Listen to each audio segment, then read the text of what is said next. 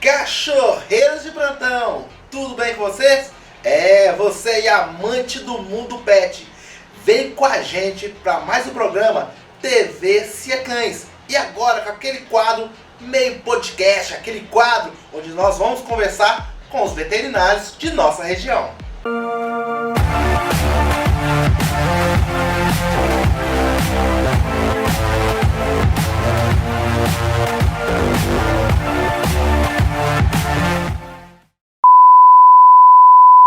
E hoje no programa nós vamos trazer mais um convidado. Vou de novo que eu errei. E hoje, aqui no programa, nós temos mais um convidado, no qual eu vou apresentar aqui agora. Nossa convidada é a doutora Thaís Mourato de Abreu, formada pela Universidade Federal de Viçosa, especialista em oftalmologia veterinária. Ei, Thaís, tudo bem com você? Tudo bem, e você, Adriano? Oi, joia, Thaís. Thaís, nós estamos fazendo essa série de programas, né, e falando sobre nossos veterinários, nossos profissionais veterinários, né? Você eu já te conheço há um bom tempo, né? Você é daqui da terra, tudo. Mas aquela perguntinha, por que veterinário? Veterinária primeiro que eu tenho um irmão que já era veterinário antes mesmo de eu começar a faculdade e ele foi me inspirando, né? Aos poucos eu fui gostando da área e quando eu entrei para fazer o curso, aí de fato eu vi que era aquilo mesmo que eu queria fazer. Eu acho que como todo veterinário, basicamente a gente gosta muito do que faz, né? De lidar com o animal. E é uma questão assim, de vocação, né? A gente gosta do que faz e isso faz com que a gente acabe se especializando, tentando fazer da melhor forma para atender esse paciente melhor. Exatamente. Quando você falou de especializar, né? O mundo pet, o mundo vem crescendo cada vez mais. E nessa linha de veterinário, a especialização chegou obrigatória, né? Nós podemos dizer que hoje realmente nós temos os veterinários na sua área. Há um tempo atrás não, né? O veterinário era o clínico geral, né? E fazia muito. E você buscou uma área que eu acho muito interessante. Fale sobre essa área pra gente. A oftalmologia veterinária, ela vem crescendo, assim como você falou, né? Como qualquer área da especialização, assim. E, na verdade, assim, o clínico geral, o cirurgião geral, ele é indispensável, né? A gente não pode esquecer da função deles, que é super importante. Mas, por exemplo, a oftalmologia, ela requer, assim como qualquer especialidade, um conhecimento, né, um pouco mais profundo daquele assunto e também aquisição de equipamentos, que sem eles a gente não consegue fazer um diagnóstico tão preciso. Então, assim, não é que o cirurgião geral ou o clínico geral não consiga avaliar um paciente, até mesmo trazer uma qualidade de vida para ele com esse tratamento. Mas, às vezes, ele vai ficar restrito justamente porque ele não teve tanta imersão naquela área de estudo quanto recurso de equipamento, de testes mesmo. Então, dessa forma, né, o diagnóstico ele fica muito mais preciso e, consequentemente, o tratamento mais eficaz.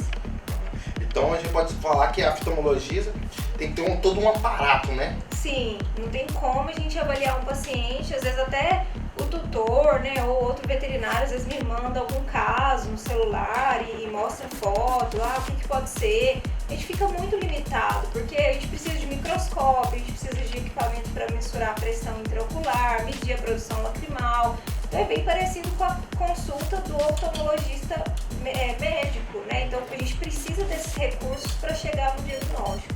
Tá. E quando a gente fala visão, olhos, né, que você estudou, você estudou na primeira linha, 5 anos, né, o veterinário? Isso. E depois o pós que você fez, mais quantos anos? Que você foi para São Paulo, né? Então foi assim, eu fiz os 5 anos, né, de graduação, depois eu fiz 2 anos de residência em cirurgia geral, e aí depois, no mestrado e no doutorado, que eu fiquei só no oftalmo. E aí foram 2 anos de mestrado, 2 anos de doutorado. Mas que eu trabalho assim, exclusivamente com oftalmo, um pouquinho de cirurgia geral, mas tenho sido cada vez mais só oftalmo, tenho 7 anos já. E assim, eu te conheço o seu caminho há tempos atrás, né? Você foi pioneira aqui na nossa região? Assim, quando eu cheguei, já tinha uma outra colega que também trabalhava na área, né? Mas, como você falou, a gente ainda está num momento em que estão surgindo oportunidades para essas pessoas especializadas trabalharem. Então, assim, Divinópolis é uma cidade muito grande. Então, quando eu cheguei, o que eu falei, né, me apresentei para as clínicas, é que o meu objetivo era sempre ser uma opção a mais, né? Eu não vejo colegas que trabalham na mesma área como concorrente. Na verdade, a gente não consegue abraçar o mundo. Eu atendo outras cidades também. E a gente ter alguém também, às vezes, para referenciar o tutor, para tirar uma segunda opinião, é muito importante. Então, assim, é o que você falou, você foi pioneiro. Na verdade, já tinha pessoas que faziam especialidade, só que eu acho que, como qualquer especialidade, assim, nunca é demais. É sempre bom o tutor ter a opção de escolher, né, com quem. É igual médico também. Às vezes a gente gosta mais de uma linha, né, de médico, a gente se sente melhor. E ter uma opinião diferente também. Isso tudo agrega, né, para o paciente. O nosso foco é a saúde do paciente. Então, quanto mais pessoas especializadas para atender, melhor. E é o que eu sempre falo, né? O pet, o nosso cão, eles não falam, né? Então precisa realmente do tutor estar orientando, estar nos informando. A visão clínica sua de profissional é muito ampla, né? Realmente precisa dessa troca de informações. Até mesmo a gente compara muito o cão com nós humanos. Sim. Vou dar exemplo Adriano, eu já não consigo ler mais, pegar e ler se eu não tiver de óculos. Né? Então, assim, para o nosso telespectador entender um pouco sobre os cães deles, né? Para eles entenderem um pouquinho, a idade afeta o cão também? Assim como a gente já vai ficando mais velho, a gente já não consegue enxergar tão bem? Como que é? Sim. Na verdade, essa questão de percepção visual, ela é até curiosa, né? Porque muita gente fala assim, mas como assim você trabalha com oftalmo, cachorro usa óculos, essas brincadeiras sempre acontecem. Só que, na verdade, o que acontece? Se a gente fosse fazer um estudo de refração, né, da córnea desses cães, eles realmente têm problema de refração. A maioria é míope, hipermétrope. Então, teoricamente, teria indicação de óculos, mas isso não é nada, né, plausível, assim, e eles nem precisam, né? Se a gente for pensar, a visão deles, né, eles não enxergam todas as cores, né? Dentre as cores, mais o amarelo e o azul. E com a idade, igual você falou, algumas doenças podem acontecer que levam a uma perda visual. A principal é a catarata, né? Assim como a gente, os cães ali, a partir dos 7 anos de idade, que é uma média, né, de que eles já estão senis, pode começar a acontecer uma opacidade da lente e essa catarata acaba levando a uma perda visual. Ou seja, o cão vai ficando mais velho, a tendência é ter essa catarata. Sim, é bem comum. Tá. E assim, são perguntas que eu gosto de fazer, que a pergunta que o pessoal manda, eles mandaram, alguns a gente até escolheu. Vou até fazer aqui as perguntas que eu acho bem interessante.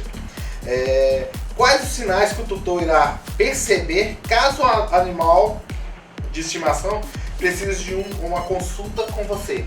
Né? Geralmente, Adriano, assim, o tutor ele pode começar a perceber e ficar alerta quando, por exemplo, o paciente, o animalzinho dele começar, seja o gato, o cão, né? Começar a coçar muito essa região dos olhos, seja com a pata ou esfregar o rosto em almofada, caminha, quer dizer que ele está sentindo desconforto.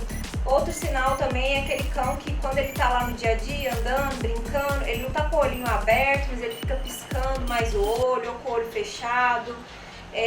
Às vezes uma hiperemia escleral, né? O olho fica muito vermelho, a parte branca do olho. E também alguns sinais de comportamento. Então, aquele cão que ele sempre pulava no sofá, ou ele descia aquela escada, ele está mais inseguro, trombando nas coisas. Então, isso tudo é um sinal de alerta para que ele procure um veterinário de preferência especializado, que igual eu te falei. E assim, o tempo conta muito no oftalmo. O olho é uma estrutura muito sensível. Então, um problema, se o tutor esperar aí 3 dias para ver se vai melhorar sozinho, ele começar a fazer colírio, que às vezes tem, né, disponível, né, para ele fazer, para tentar melhorar, em 3 dias um problema que era tranquilo de resolver, às vezes já fica muito complicado, né? Então, o tempo também conta muito. Que a gente vai pensando muito no dia a dia da gente, que a gente consegue acompanhar. Já quando passou por mim, muitas perguntas que fazem, o olho do cão, né, fica embaçado o olho do cão, né? Pode começar a ficar mais opaco, né, o aspecto azulado. Então, assim, vai depender da afecção ocular que está acontecendo. Às vezes começa a fazer mancha escura no olho. Então, essa mudança de coloração também é um sinal de alerta. Então, para os telespectadores, é muito interessante nessa área a observação. Isso. E aí, deixa eu te fazer outra pergunta. Existem raças que têm mais tendência a ter problema, outras não? Ou idade, ou porte? Como que é? Com certeza. Se a gente for pensar em padrão de raça, os braquicefálicos são aqueles cães que têm o focinho achatadinho, eles são os meus maiores pacientes, assim. E aí a gente vai falar o Shih Tzu, Bulldog, francês, inglês, o Pug. Isso tudo acontece porque assim, o crânio desses cães, ele tem uma órbita muito rasa. Então o olho é muito saltado, né? O olho é muito para fora. E aí, consequentemente, causa mais trauma, resseca mais o olho.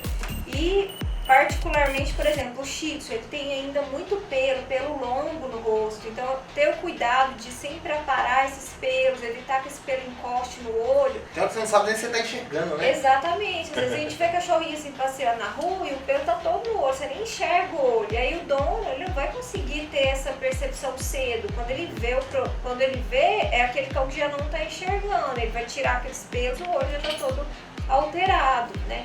Então tem alguns cuidados nessas raças que a gente precisa ter, né? Evitar ventilação direta no olho, ter muito cuidado no banho tosa, deixar bem aparado esses pelos ao redor, né? Às vezes o cão fica sob o ar-condicionado durante muito tempo, isso resseca muito o olho, eles precisam de um manejo de usar lubrificante. Então são as raças mais comuns mesmo. E você falou dessas raças, eu vejo muito antigamente, hoje a gente não vê muito, mas tem. Os tal dos piquinês, né? Eu vi o tal que o pessoal falou, o piquinês pôs o olho pra fora. Não tinha um ditado assim, e acontecia mesmo uma coisa assim. E na verdade é por causa que essa órbita, né, que é o assoalho ali ósseo, onde o olho fica inserido, ela é muito rasa. Então assim, tem que tomar muito cuidado, porque dependendo, às vezes você tá desembolando um pelo na cabecinha ou segurando aqui atrás, dependendo da força que faz, o olho protui mesmo. Então é muito delicado. O piquinês seria uma raça também muito comum, uma pena que hoje a gente não vê tanto dessa raça, né? Deu uma sumida aí. Eles, na nossa área comportamental, é um cachorro muito... Acho que é gente, né? E acho que é o gente ranzinza, por isso que ele provoca um pouquinho. É mais bravinho também. E falando em bravinho, né, na sua área de cirurgia, acontece muito perda? Ou se não abrir, o cachorro vem perder, tem que fazer uma cirurgia? Como que funciona? A próprio câncer, né? Assim, infelizmente, assim, às vezes acontecem traumas, né? E mais relacionados a essas áreas. Então, é a mesma coisa que eu te falei. Às vezes tem dois cães em casa, um maior, o pequenininho é sempre mais encrenqueiro, vai lá, brinca, o outro quer brigar. E às vezes é uma sacudida, assim, na região ali próxima da cabeça, pega de um mau jeito e o olho pode protuir.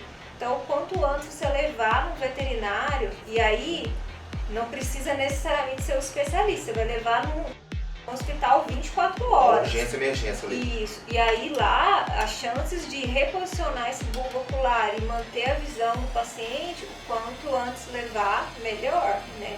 Mas infelizmente tem aqueles casos que a gente acaba não tendo sucesso. Na sua casa, no seu caso, o cão que ele começa a ter as cataratas, ou precisa de um tratamento, como que funciona? Você vai fazendo esse acompanhamento e vai levando, e o pós depois, como que funciona? Então, nos casos assim de consultas, né, a gente faz retornos dependendo da necessidade. Então, cada afecção ocular ela vai precisar de determinadas quantidades de retornos, vai variar muito. Então, tem tratamento que eu preciso de 30 dias, e aí o retorno é mais a longo prazo. Outros seria interessante ver o paciente a cada semana, vai variar muito. A cirurgia, mesma coisa, né? Faz um pós-operatório, depois, né, se tiver que tirar os pontos, a gente encontra de novo, rever o paciente. Mas é interessante você me falar isso sobre tratamento, porque muitas vezes a gente precisa de um aliado que é o colar elisabetano, aquele cone. Muitas vezes o dono fica bem resistente em usar, porque é uma coisa chata, né? O cão fica prostrado, ou ele fica revoltado em casa, tentando tirar. Mas para oftalmo, ele é um grande aliado. Então, muitas vezes eu falo assim, que ele é 50% do tratamento. Então, ter essa disciplina, deixar com colar, fazer os colírios na hora certinha, né? Obedecer a questão de, às vezes, durante o tratamento, a gente pede para não dar banho, para não cair nada de produto no olho. essas orientações são bem importantes e aí o retorno, né, isso tudo a gente vai fazendo de acordo com a necessidade. Então, no seu caso ali, né, Thaís, precisa do antes, o durante e o depois, muito bem trabalhado, elaborado com o tutor, né? Isso, com certeza. Para qualquer área a gente precisa muito, né? E eu falo que são 3 pilares, assim, qualquer área do veterinário. É a resposta do paciente, aquela terapia, o tutor se comprometer a fazer o que tem que ser feito e o diagnóstico preciso, né? São 3 pilares para a coisa andar bem. Tá legal. Thaís, o tempo que voa rápido, né? O nosso programa ele é bem rapidinho, mas é legal que a gente leva a informação correta para o público final, né? A gente está aí atendendo pela TV Candidez e também pelo YouTube, tá, gente? Você que está vendo esse programa pela TV Candidez e quiser assistir pelo YouTube, entra lá no nosso canal TV Cia Cães. Compartilhe, deixa um joinha, isso é muito importante para a gente levar essas informações para mais pessoas. Thaís, eu vou deixar para você as palavras finais, o que você quiser falar das clínicas onde você atende, tá? Tá aberta as câmeras da TV Candidez.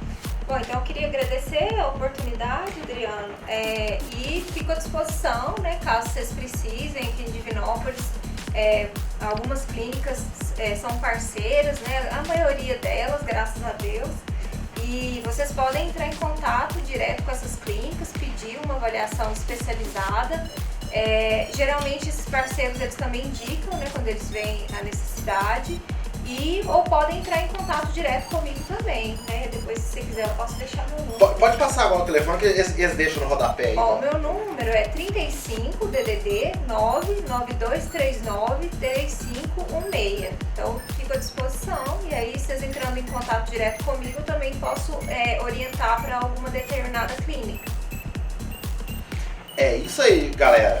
A gente agora termina mais um programa. A gente agradece a sua audiência. E aí, fica aquela dica legal. Começa a observar o cãozinho de você, ver como é que ele está enxergando, ver a reação que ele tem. Eu acho que a dica de hoje, o programa de hoje, foi valioso para vocês.